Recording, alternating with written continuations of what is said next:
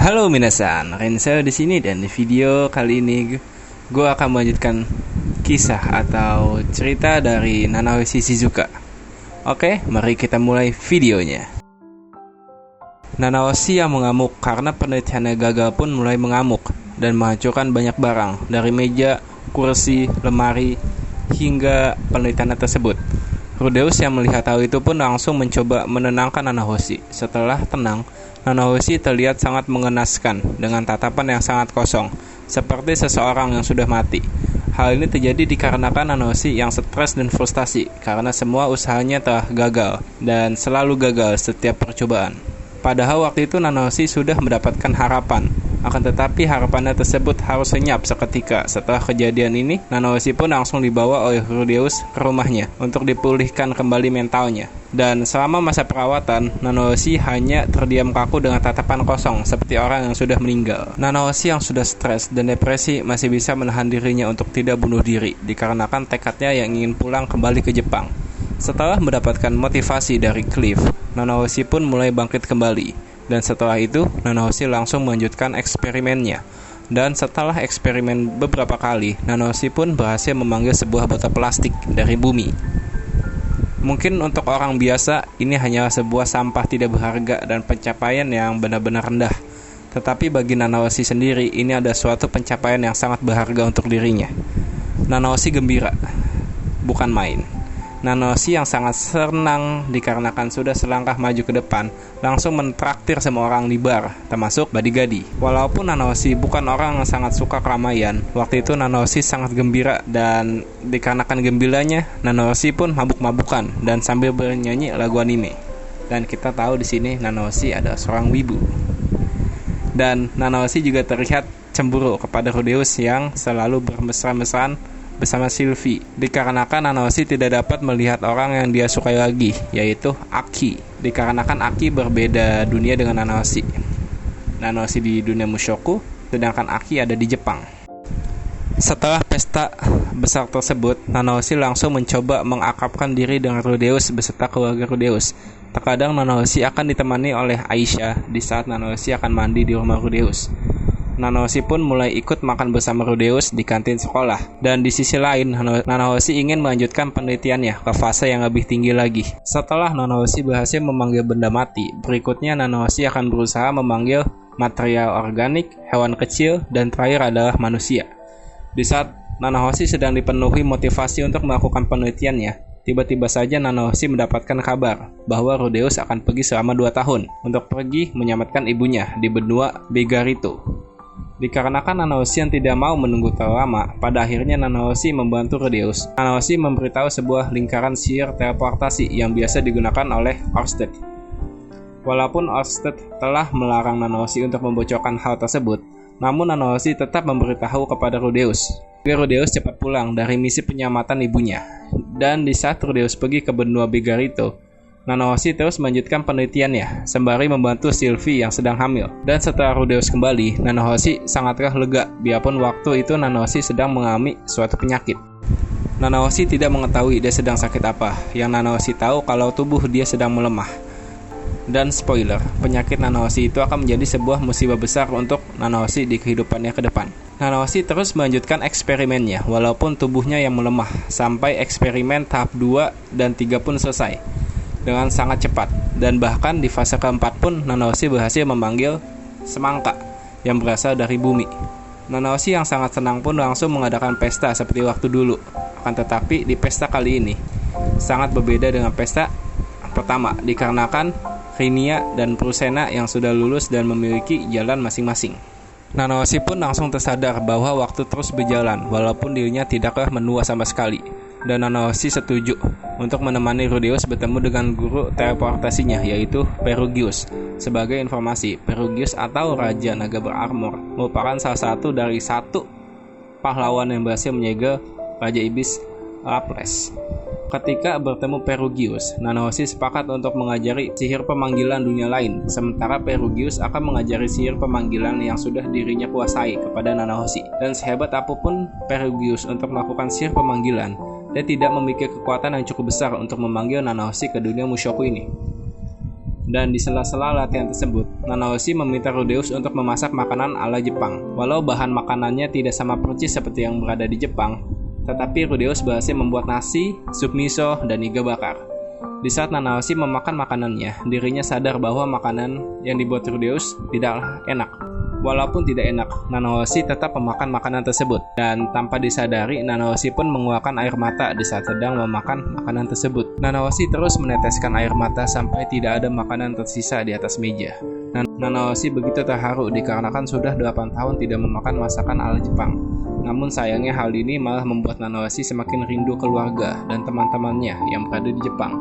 Di saat Nanahoshi ditinggal sendirian di meja makan, Sylvie berpikir bahwa Rudeus menyukai Nanahoshi dikarenakan dari dulu Rudeus terus memperlakukan Nanahoshi dengan spesial. Ya gimana ya, kan lagi bantuin gitu mau gak mau. Tapi wajar sih, Sylvie pasti cemburu.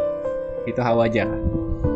Dan bahkan Sylvie pun bersedia untuk Rudeus menjadikan Nanahoshi sebagai istri ketiga Rudeus. Rudeus pun langsung mencegahnya, dan Rudeus juga tidak bisa memberitahu kepada Sylvie bahwa Rudeus berasal dari dunia lain seperti Nanahoshi.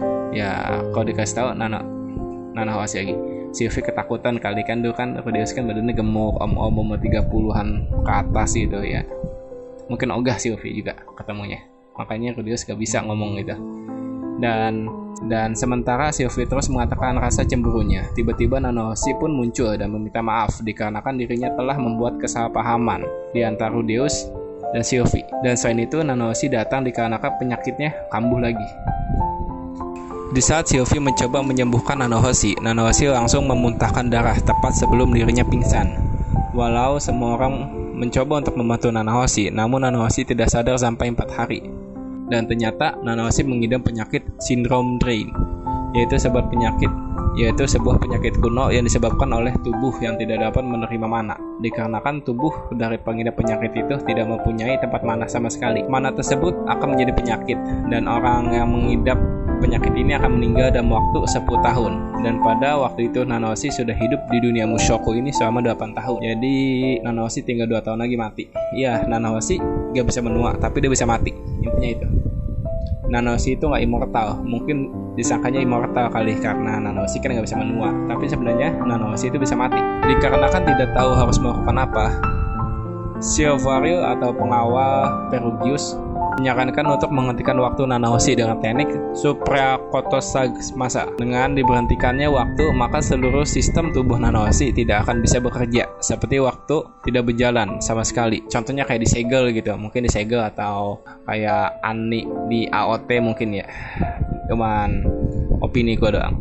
Dan hal ini menyebabkan penyakit dari Nanahoshi tidak semakin parah. Akan tetapi pilihan ini hanya seperti memperambat kematian Nanahoshi saja. Memperambat maksudnya kayak Nanahoshi harusnya mati 2 tahun jadi 6 tahun atau beberapa tahun aja, tapi kan nggak enak gitu.